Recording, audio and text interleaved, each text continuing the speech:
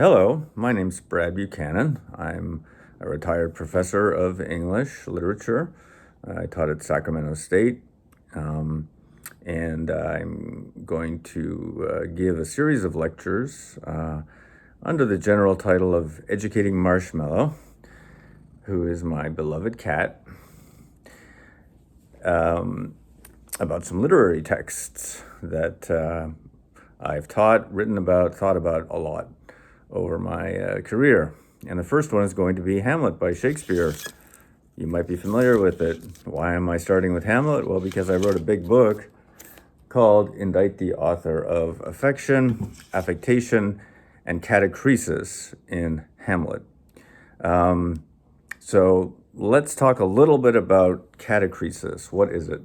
Well, in today's language, catachresis generally just means a mixed metaphor that doesn't quite work, doesn't quite come off. Hamlet uses one himself in his famous to be or not to be speech when he talks about taking arms against a sea of troubles. Why would you, take a weapon on arms and fight against a sea, and how would that work? So he's combining too many metaphors, basically, in one phrase, and it just seems a little confusing. And so we call it a catachresis. It's a violation of our normal decorum of speech, like use one metaphor at a time. That's what we like. However, there's a totally different type of catachresis that Shakespeare and his contemporaries would have been well aware of, because it's set forth in one of the most foundational rhetorical texts of Western culture, Quintilian's Institutio Oratoria.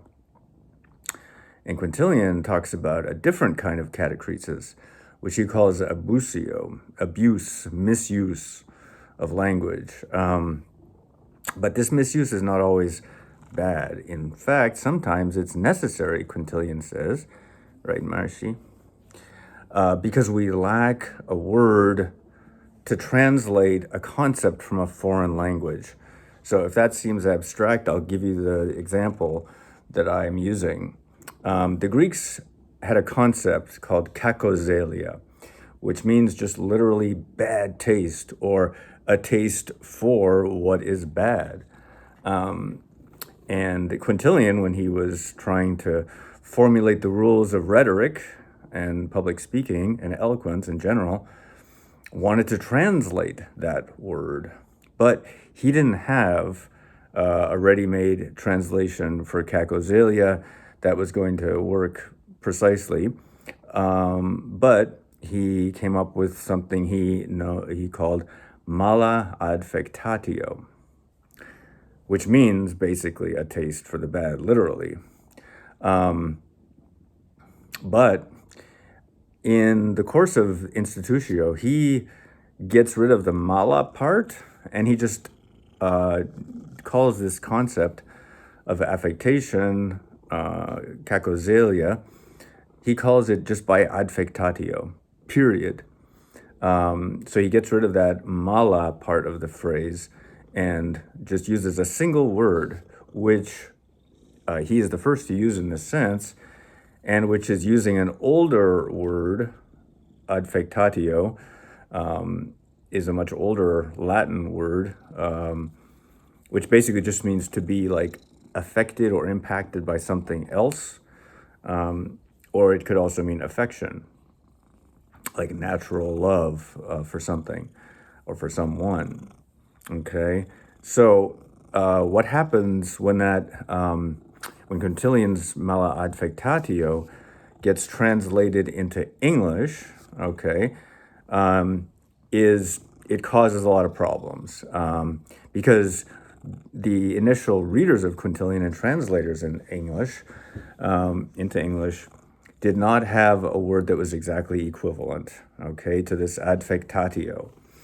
Some people tried to translate mala adfectatio as ill affection or evil affection, but a lot of them just chose to use the pre-existing word affection to translate this new concept of affectation, because there was no pre-existing concept in the English language that corresponded to this notion of a taste for the bad, cacozelia, or mala adfectatio. And in fact, in Shakespeare, the word affectation only appears once, even though his characters discuss this concept in a lot of different passages. And Shakespeare uses the word, he puts the word into the mouth of a Welsh pedant, someone who's trying to appear more learned maybe than he really is. His name is Sir Hugh Evans. And in The Merry Wives of Windsor, he says, it is affectations. He hears someone saying something that sounds redundant, and he says, it is affectations. Well, Sir Hugh's use of that word is kind of suspect, right? First of all, the English audience at the time was inclined to laugh at Welsh speakers. And Sir Hugh's usage is grammatically strange, right? He's pluralizing affectation into affectations, but still saying it is. And also, if you want to get really technical about it, he's kind of misusing it, because redundancy in some cases might be redolent of linguistic affectation. For Quintilian, who is clearly the source that Sir Hugh has read or has a distant acquaintance with, but it's not exactly the same. It's not the only definition of affectation anyway. But the fact was also that in using any new word that was freshly imported from a foreign source, and the word affectation could have come in from French, affectation, from Italian, affettazione, most famously used in Baldassare Castiglione's Book of the Courtier, right, Mercy? Yeah. It was a foreign word for a foreign concept that Shakespeare may have decided was not really appropriate for use by his most admirable and intelligent characters, among them Hamlet.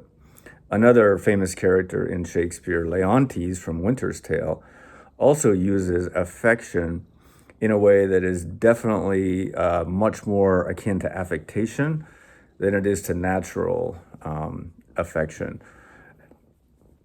Anyway, so Shakespeare, when Hamlet comes to discuss the concept of affectation, as he does in one of his speeches to the troupe of players who have come, actors who've come to Elsinore, he uses the word affection when it's clear that he means affectation.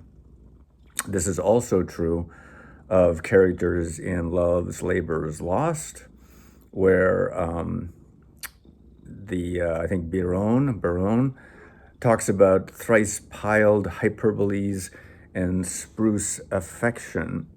And so editors have struggled for years, centuries even, as to whether they should amend affection in that context to affectation, because that's clearly what Shakespeare intended to say, that was the concept he was looking for. But somehow he didn't quite trust the word just yet, in part because he was aware that English speakers of his time were fairly conservative, and they didn't necessarily want to adopt foreign words that today seem to us completely normal. Like the word retrograde, for instance, to describe planets. Shakespeare was one of the first to use that in English to describe human behavior. In Hamlet, Claudius says, "It is most retrograde to our desire that Hamlet should go back to Wittenberg." Well, when Claudius is using that newfangled word, some of his audience might be saying, that guy is trying to appear like he's more intelligent, more cosmopolitan, or what have you, by using a foreign-sounding word. So, instead of adopting the word affectation outright for all of his characters, Shakespeare is sort of showing a little bit of uncharacteristic linguistic conservatism by choosing instead to use what I am going to call an Enopian catachresis, In other words, a catachresis that is motivated by a lack of proper terminology in one's native language, right? To signify a foreign word and a foreign concept in English, he is choosing to misuse, abuse, or use in a new way this older existing word, affection. And that's what he does in Hamlet. This also crops up in Twelfth Night, where Malvolio is deemed to be an affectioned ass because he's convinced, people have convinced him that the Duchess is in love with him, and he's very flattered, and he wants to ingratiate himself even further. So he is persuaded to dress strangely, I think with yellow stockings and garters that are crossed in an unfashionable way, and to smile a lot. And so it's clear that for Malvolio, affectioned both means affected, like full of affectation, but also he is kind of in love with the Duchess as he does so.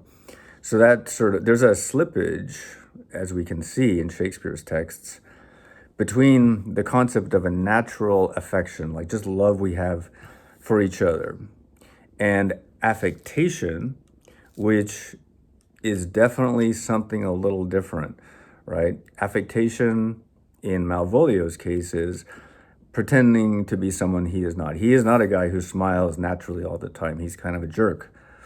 And that's why he's the butt of a lot of cruel humor in that play. But he's made to perform these absurd gestures because he is in love with someone he really shouldn't be in love with, who's above his station. So there's a conflation between Malvolio's love and his affectations, which kind of show us that there is a certain other kind of love, which is self-love. And I think someone even calls Malvolio sick. He is sick of self-love. And that feeling of being sort of in love with yourself, or narcissistic, or too enamored of your own performance, is definitely a kind of affectation. So when we come to Hamlet and examine him through that same lens of this conflation of affection and affectation, things get very interesting, because there's been a lot of speculation. This is like, what is Hamlet's problem? Why can't he just act and avenge his father? Why does Shakespeare spin out this tragedy so long and give Hamlet so much interiority, so many self-searching soliloquies? Well, the answer, I think, is because Shakespeare's having Hamlet wrestle with a new concept for which he does not yet have the adequate word. He's still using the old word, affection, to signify the new concept of affectation.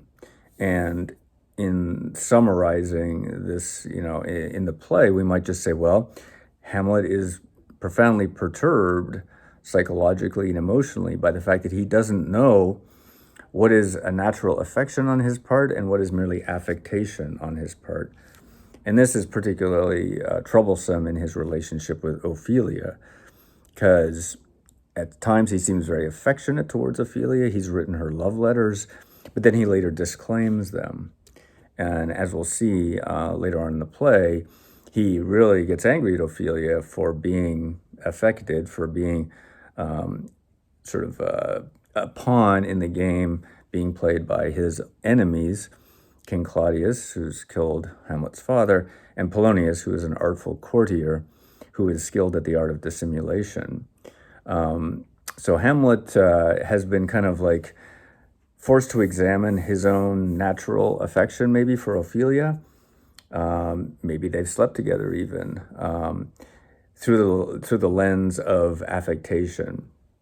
And this puts him in kind of the same predicament to some extent as Leontes is in The Winter's Tale, where the way he uses affection to describe himself comprises both jealousy and an anger and a mistrust of his wife, who's been faithful to him, but also a kind of almost hallucinated alternate reality that he knows he is deluding himself into believing she's unfaithful, but he can't stop himself from being so. There's also a famous passage in Troilus and Cressida where there's a discussion of what makes people sort of fall in love with Helen. And the passage goes, the will dotes that is attributive to what infectiously itself affects, without some image of the affected merit. So again, this is one of the, like, as in Leontius's affection speech from Winter's Tale, this speech from Troilus and Cressida has caused all kinds of critical controversy as to how to interpret it. But it seems to me that what's going on there, again, is a conflation of affection for a woman and an affectation, which means kind of like a self-delusion of projecting your own imaginary traits upon someone and deluding yourself that she is something that she's not, or that you are in love essentially with an image of your own fabrication. And that is another form of affectation that is important to think about in Shakespeare's play. So that's the rough background for Hamlet's problem, again, which has been much discussed, which I think just boils down to this main problem of he can't tell affection from affectation. Also at play in Hamlet is another text that was very influential in Shakespeare's time. I've already mentioned it, Castiglione's Book of the Courtier, where he offers antidotes to this problem of affectation through the adoption of what he calls sprezzatura. Again, another word that was not easy to translate into English in Shakespeare's time. They didn't yet have the word nonchalance, which is the way sprezzatura is translated mostly today in that text. So they used English words like recklessness or even disgracing to describe what sprezzatura is all about, which again posed a serious linguistic challenge to people who were trying to translate this very foreign concept and a very paradoxical concept into English. Essentially, sprezzatura is the art of appearing to use no art, a studied negligence in your behavior, so that you are essentially, you practice the art of being graceful without looking like you have practiced that grace. Of course, under closer inspection, sprezzatura starts to look a lot like affectation. Again, one of the problems that surfaces in the play. Anyway, that's enough for part one of this lecture. I hope you'll stay tuned as we delve into specific passages in Hamlet that show this theme playing out.